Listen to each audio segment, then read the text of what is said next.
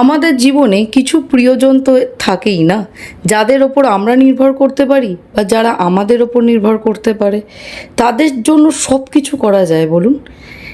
এই মানুষগুলোর মনে যখন দুঃখ দিয়ে ফেলি না, তখন নিজেদের অপরাধ বোধ মনে হয়। তাদের প্রত্যেকটা দরকারে আমরা থাকি, কিন্তু এটা ভুলে যাই যে নিজেদের প্রেজেন্সটা তাদের জীবনে দেখানোটা দরকার আছে, শুধু বললেই হয় না।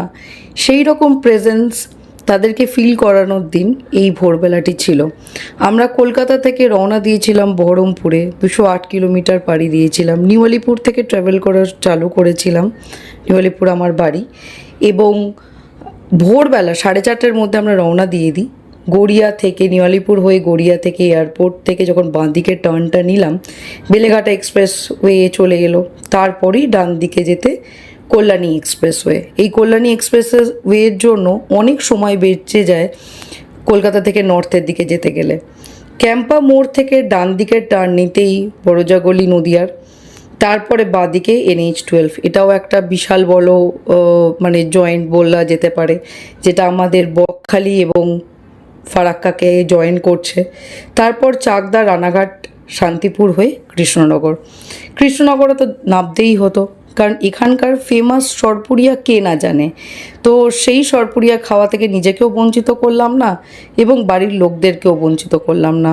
যারা বহরমপুরে শুধু বসে আছে আমি কতক্ষণে পৌঁছাবো, সেই তাদের সমস্ত রাগ অভিমান ভুলে গিয়ে যে আমার মুখটা তারা কতক্ষণ দেখবে, এটার জন্য তারা বসেছিল। তো তাদের জন্য কে করে না নিতে ভুলি বলুন। তারপর আবার রওনা দিয়ে দিলাম বহরমপুরের উদ্দেশ্যে। কৃষ্ণনগর থেকে বেথুয়া ফরেস্টের মধ্যে দিয়ে পলাশী, বেলডাঙ্গা হয়ে বহরমপুর। বহরমপুরে যখন নামলাম, সকলের মুখের হাসিটাই আমার ক্লান্তি ভরিয়ে দেওয়ার জন্য ইনাফ ছিল।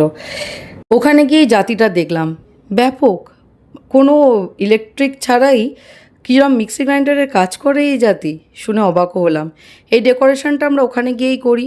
কেকটা অর্ডার দেওয়া ছিল, আমারই চয়েসের কেক, ব্যাপক ছিল খেতে, বিশ্বাস করুন। আর খাবারে ছিল fish fry, fried rice, mutton কষা। হ্যাঁ, আমি মাটন খাইনি বলে আমার জন্য স্পেশাল চিকেনও রান্না করেছিল আমার বাড়ির লোকজন।